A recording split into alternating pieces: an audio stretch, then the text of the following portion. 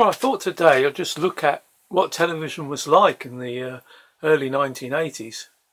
So we're getting on to nearly 40 years ago now. And this was a typical set. This is all UK based, by the way, for anyone watching in other countries. A typical television looked like that. Okay, that's 14-inch screen, and this one is supposedly portable. There's a carrying handle on the top, and it's extremely heavy. And you picked up the signal typically with a little ring aerial like this. And if the signal wasn't strong enough, then you could just have a roof aerial or one in the loft, which would give you a better signal, which didn't make it so portable then, of course. Now, there are something like 12 channel selectors there, and they can each be pre-tuned from the section inside here. Now the only thing was there weren't 12 channels. There were only about 4. I think channel 4 just about started then, so you had BBC 1, BBC 2 channels, the ITV channel, and then channel 4.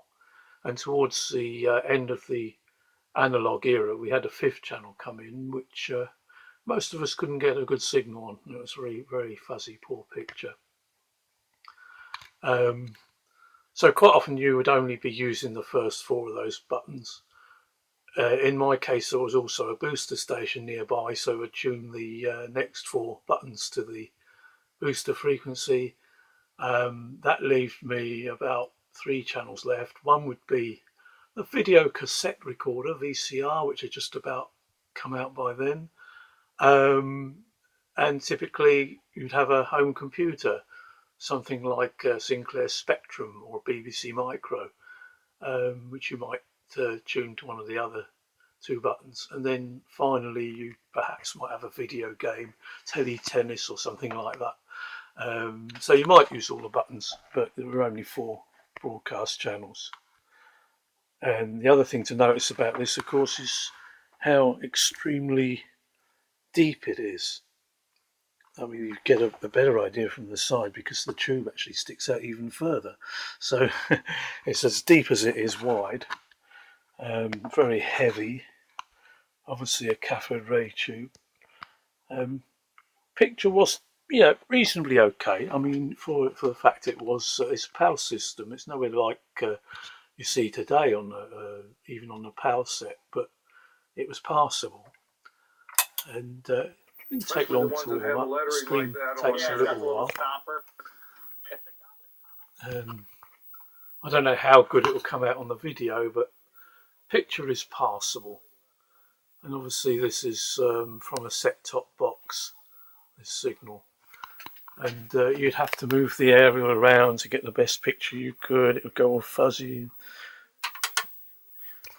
Once you've got a reasonable picture, you could watch any of your 4 channels. And the screen, of course, is 4:3, not 16:9 as they are now. So on this, I'm showing a 16:9 picture, and the ends have been chopped off, so you're getting only part of the picture, really, just the middle piece. Well, that basically was it. That's what we had to put up with for television, and we thought it was good at the time. Those channels, you tune them individually in this panel at the side, and there's automatic frequency control. So when this panel is on, it presses a little button in there, which sets in automatic frequency control, and you tune the buttons individually. So we're on number 1. You can actually tune it in. So that took a bit of doing, and you get it as good as you could, and then put the panel back on and hope that the automatic frequency control would lock it in accurately. But it's considering how old it is, it's not working too badly. I've done a little bit of work on it, but there we go. 1980s television. Hope you enjoyed.